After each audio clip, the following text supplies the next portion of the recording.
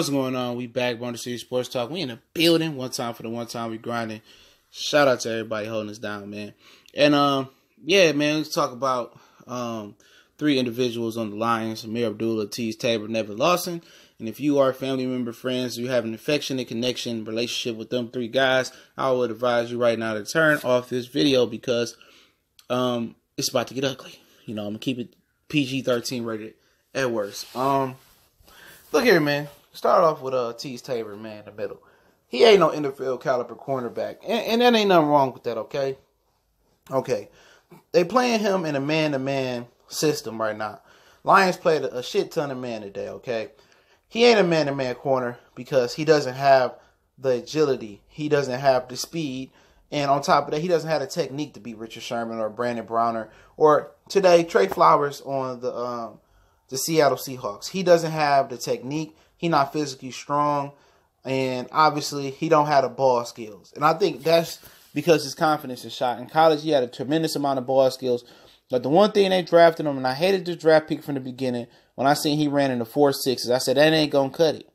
I didn't realize he was like 6'1", 6'2" at the time, but everybody was telling me that was SEC fans. You know, I have friends in Alabama, down in Auburn, Florida. Oh, he got great ball skills. But I said, I don't like that speed, man. And ultimately, his ball skills haven't translated. His technique hasn't translated to the NFL. And he don't have the speed. So, at best, he going to have to move to safety. You know, he going to have to be a safety.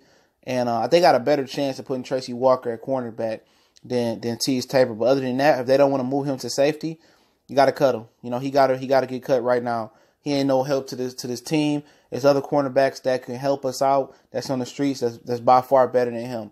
When I was in the SWAC, it was I seen better cornerbacks in the SWAC. You know what I'm saying? No bullshit. You know what I'm saying? I seen faster, better athletes in the SWAC conference in college. All right. Nevin Lawson, they paid him 2 years, $9.5 million, with some incentive based contract. Terrible. I've never seen him defend a route good, you know, and especially pick it off. You know, every time he defend a route, it's either he hold, pass interference, don't turn his head around, he don't play the ball, or he might just break it up by not looking. It might hit his helmet, but he panics on the top of routes. He be in good position, but he been here for 3 or 4 years now, and now he get into the position where he can knock the ball out, intercept the ball. And he still don't have no ball skills at the top of the route. You know, he got the speed, he athletic, you know, he be in great position. Most of the time he does be in great position. But when it comes to turning his head or playing the ball, he's just trash. And the Lions signed him back for what? Did the new regime even look at his tape? You know, he must be good for the locker room morale. He must be one of those good glue guys because obviously that's the second non-NFL talent that we named on the list. Teez Tabor is not an NFL caliber talent. Okay? He's not an NFL player. Nevin Lawson is not an NFL starting caliber player. If Nevin Lawson, you get somebody injured, Lawson got to play for 2 or 3 games, okay. You know what I'm saying? He that type of player. But he's not an NFL starting caliber cornerback. Teez Tabor is not even NFL caliber cornerback. He may not be an NFL caliber player, even as a safety. These are facts that we are speaking. You know, and at the end of the day, you know, sometimes you gotta right your wrongs and just let it go. You gotta say, you know what, we made a mistake with Teez Tabor. All right, let's get rid of him. You know, let's cut him.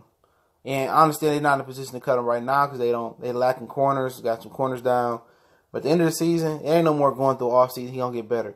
If he goes somewhere else and they get him up to speed, he be an all-pro corner. I take that on the chin. Nevin Lawson, I ain't even worried about him ever becoming nothing. He trash. You know, he been in this coaching staff. Well, he been with two coaching staffs, I believe, maybe a few. And he still hasn't learned to turn his head and play the ball. He never learned how to play the ball.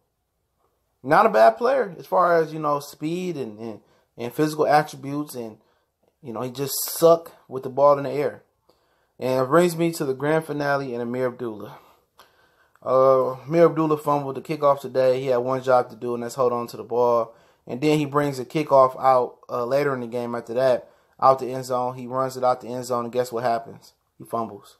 I mean, that's what happens. We get a holding call, and pushes us back inside the 10-yard line, I believe. So, he been done. You know what I'm saying? He didn't want to be here. We talked about it all offseason. He wanted to get traded. And I just think he needs a change of scenery. I think he's definitely an NFL caliber running back. I don't think starter. I could definitely see him going somewhere, being like Ebron, having a shaky start, and then, working out somewhere else. I just think he needs to change the scenery. But he can't be here no more, man. They can cut him. You know what I'm saying? They can cut him. You could have Brandon Powell just return the kicks. Today was the last straw with Ameer Abdullah. He had plenty of chances here too, man. So he can't go somewhere else and do an interview and say the Lions that gave him plenty of chances. Even if it work out somewhere else, he can say the coaching and put him in the best positions to win. And that's the Lions, man. He may out of the three, he may be the one out of these three that goes somewhere and be a solid NFL player. I see the talent. He got ability. But at the end of the day, he ain't the right fit for us. He should have been cut off this team. He should have been gone.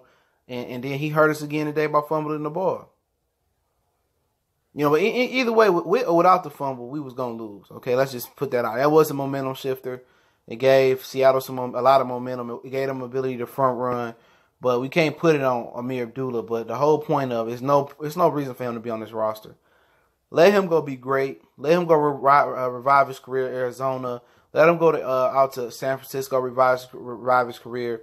If we can get a draft pick for him, so be it. If it's a 7th or 6th, whatever, 1st, 3rd, 8th, 90,000th draft pick, this dude a solace and get him up out of here, man. Do us fans a solace by getting him up out of here. I'm not gonna go hard on him because he got ability, But there's another guy. When I seen him run 4.6 as a running back, when I seen theoretically running 4.6 as a running back, at that size, you can't run that speed and be an effective NFL running back. You can't. And the two of these guys, number 30, Teez Tabor, whatever his number is now, it's a practice jersey, and Ameer Abdullah, okay, they don't have NFL speed. Nevin Lawson got NFL speed and physical ability, but he don't have NFL talent, starting caliber talent.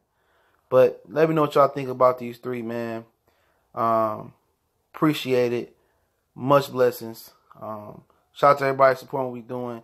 We're on Facebook, Instagram, Twitter. Check us out there. If you want a video request, email me or DM me on Instagram or Facebook. I definitely appreciate everybody, man. One time for the one time. Motor City Sports Talk. We gone.